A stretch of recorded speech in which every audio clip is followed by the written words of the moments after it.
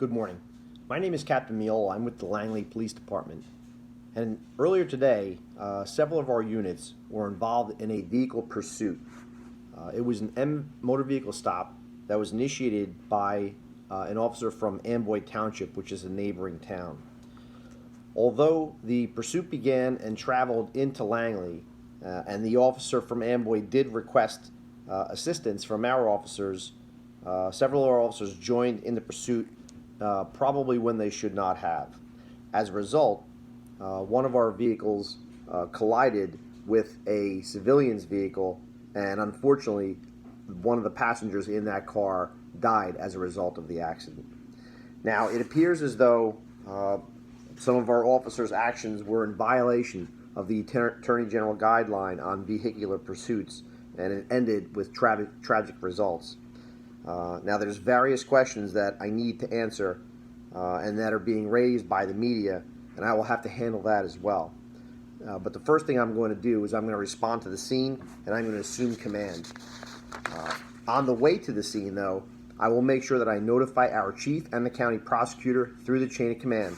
I'll also order all units to respond and activate their body-worn cameras and tell them to keep it rolling until ordered to do otherwise.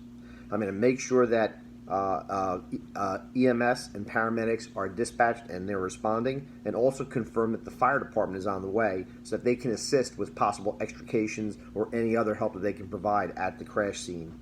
I'm going to order our communications supervisor to broadcast a description of the suspect vehicle to all surrounding jurisdictions as well as on SPEN. I'm going to make sure that they notify the Regional Operations and Information Center of the State Police and utilize their technology to assist in trying to apprehend the suspect. I'm also going to confirm that our accident investigation team is notified and that they're responding so that they can begin their investigation into the crash itself. Now, once I arrive at the scene, I'm going to establish an inner and an outer perimeter. The inner perimeter allows essential workers to basically work the scene and do their jobs. The outer perimeter provides a buffer zone between the public and the members of the inner perimeter. I'm going to make sure that I assign traffic officers to that outer perimeter so that they can help direct citizens away from the crash scene. And I'm going to make sure that I also utilize mutual aid officers or any auxiliary officers if more sworn police are required to help out with the investigation in the inner perimeter. I'll use those other officers to man those outer perimeter positions. I'm going to also set up a command post. I'm going to make sure that I assign one officer to act as a scribe so he can document all the actions that were taken, as well as two officers to handle communications. One officer will handle radio communications, and the other will handle telephone communications, which will allow me to focus on the task at hand. I'll also notify all other decision makers from the various resources that will be responding, and maybe some utility companies and whoever's in charge. I'll make sure that they're at the command post as well so that they can provide me with as much information that I need to make some command decisions. I'm going to also make sure that the command post is upwind of the accident scene itself, just in case any airborne elements are introduced to this scenario. I'm going to designate a staging area. I'm going to make sure that the staging area is large enough to receive all the resources that are going to be coming my way, and I'm going to make sure to assign a lieutenant to handle the logistics of the staging area.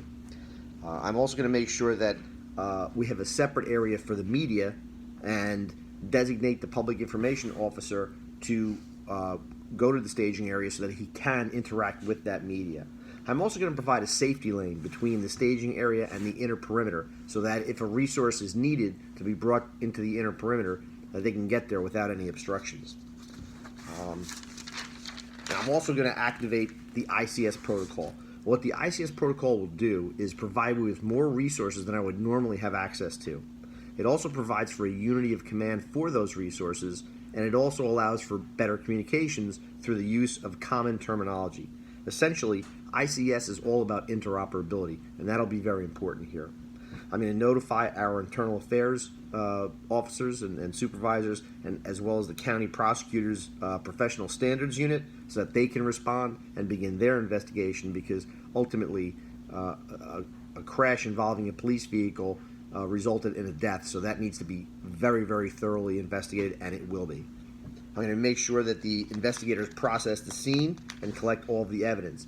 I'm also going to make sure that the medical examiner is called to the scene so that he can take possession of the body of Mr. Martins, who unfortunately is the gentleman who lost his life.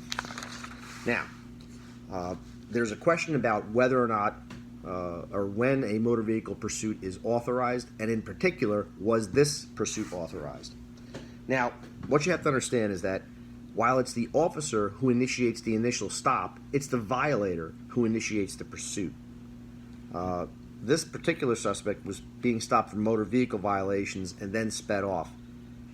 The officers in general are allowed to pursue only for first and second degree crimes or crimes that are identified in an appendix, but they're all fairly serious crimes.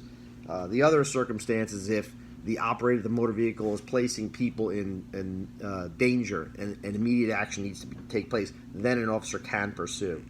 And now there's no initial indications that this particular violator had committed any of those first or second degree crimes or Appendix A crimes.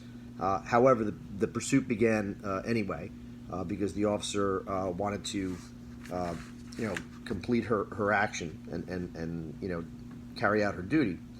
The decision to pursue must be taken very, very seriously by the officers involved and also by the supervisors who are supervising those officers. My initial reports indicate that it's possible this pursuit should not have even began in the first place, and certainly should have been terminated, much earlier than it did. Now, what actions will I take in the future?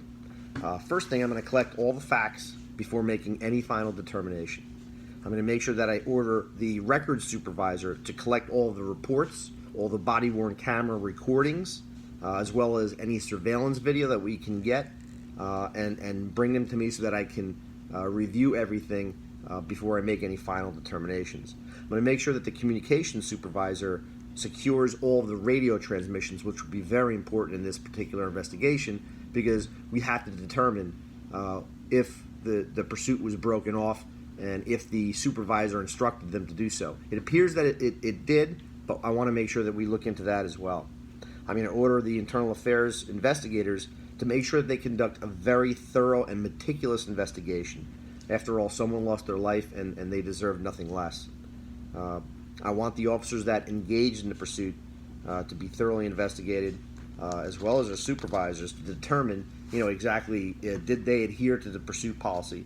I want the investigators to focus on why Officer Harold participated at all and why didn't he terminate it after Lieutenant Gallo instructed him to do so. I want to know what speeds were reached, especially when Officer Harold approached that intersection. And I want to know if his lights and sirens, in fact, were on. And then I want to know what charges are going to be filed against the officers if they're found to have a sustained complaint.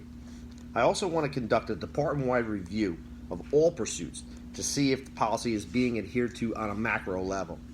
I'm also going to order that all officers and supervisors undergo retraining when it comes to the pursuit policy, if that's necessary, and I believe that it is. I'm going to make sure that we provide a proper death notification to the Martin family. Proper death notification is when we utilize at least 2 officers, with at least one of them being in uniform.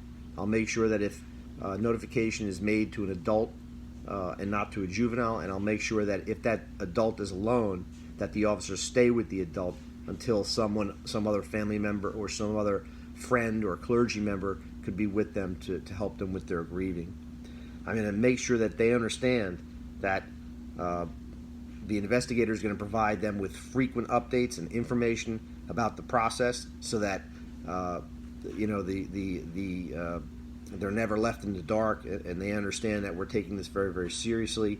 I want them to adhere to the guideline on sudden death survivors so that they don't feel alienated by the law enforcement community. I'm going to conduct a press conference and basically explain the circumstances of the crash and what will be done about it. I'm not going to go into great detail, but I want the media and the public in general to know that, yes, we acknowledge that this happened. We're taking a very serious approach to it, and we're going to find out and get to the bottom of it. And then we're going to let them know what we found out. I'm going to ensure that all the units who are assisting with this investigation are returned back into service after the scene has been cleared up. And I'm going to make sure that I provide frequent updates to the chief, as well as to the county prosecutor and the chief of the Amboy Police Department.